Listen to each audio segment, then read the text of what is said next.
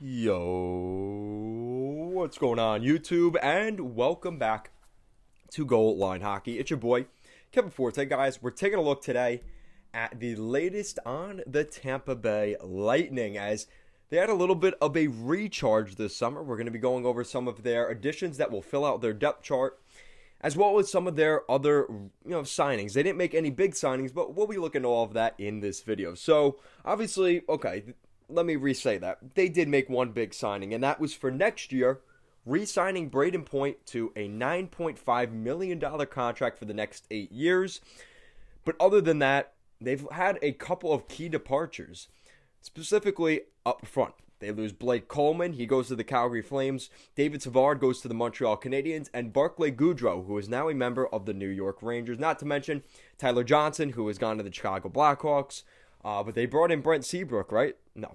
So, that was good. They were able to move out some cap space. But now we have to look at some of the guys that are going to be filling in those roles. So some of the depth signings that we're not going to get too deep into, just mentioning them.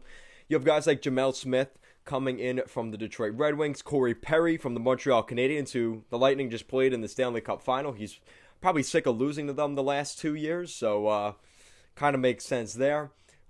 In the Stanley Cup final with Dallas and Montreal.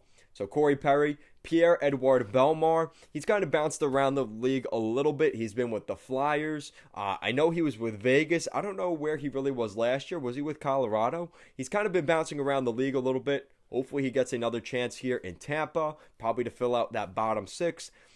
And this one was the most interesting one. Andre Schuster returns to the NHL, and he'll be playing with the Tampa Bay Lightning once again. So really interesting stuff there. And then taking a look at some of the younger guys that they've recently signed over the last couple of days that are pretty seismic for this team. Really, they're four particular players between 22 and 24 years old that are going to start to make an impact on Julien Brisebois' Lightning team. So we're going to start off with the oldest player, the undrafted forward, Alex Barre Boulet. Now, he's been playing in the Syracuse Crunch organization for a long time.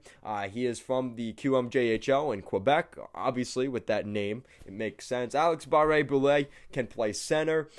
Probably going to be more of a winger in the NHL, but he can play center. And Barre Boulet is a good two-way guy, and I think he would add a little bit of depth, again, into that bottom six that they recently lost from guys like Blake Coleman. Barre Boulet could be a replacement in that regard. Looking at another guy, a 2016 second-round pick, selected 58th overall forward, Taylor Raddysh, the 23-year-old winger, has also been playing in the Syracuse Crunch with the AHL team for the last couple years, and we know how that works out. Those guys usually turn out pretty good. Guys like Tyler Johnson have come out of there, Brayden Point, Eric Chernak. We've seen some really talented guys come out of Syracuse, and Taylor Raddysh is hoping to be one of the latest guys out of that group. Taylor Raddysh also played in the OHL with the Erie Otters, and he played with guys like Dylan Strome, and I believe he was around when Connor McDavid was there, so hopefully Taylor Raddysh gets an opportunity here in the NHL this year as a scoring winger, and we'll see what he provides to that Tampa Bay scoring depth. Another forward here selected just a few picks before Raddysh in that 2016 draft. Drafted 44th overall in the second round, Boris Chekhov. Boris Chekhov definitely is a little bit of a different player than Taylor Raddysh. More of a defensive-minded player, a little bit more aggressive in the corners. The 23-year-old winger could definitely add that little bit of grit and size into the bottom six. And you look at his name, Boris Chekhov, you know he's going to be difficult to play against in the playoffs. So we'll see what happens. A really good addition there. So you got Barre Boulet, Raddysh, and Katchouk. And it's spelled a little different than the Katchouk brothers. It's actually like how it sounds, like Katchouk.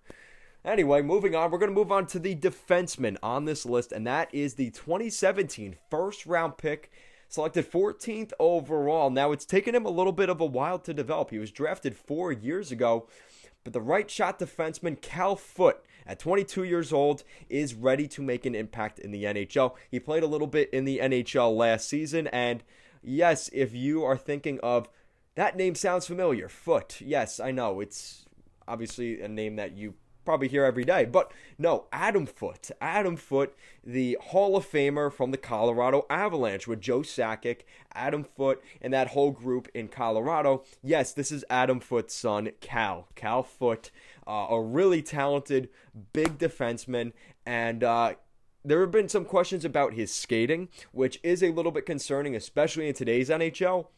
But he could fit in really nicely here in this Tampa Bay group on the right side, too, which is a very valuable asset.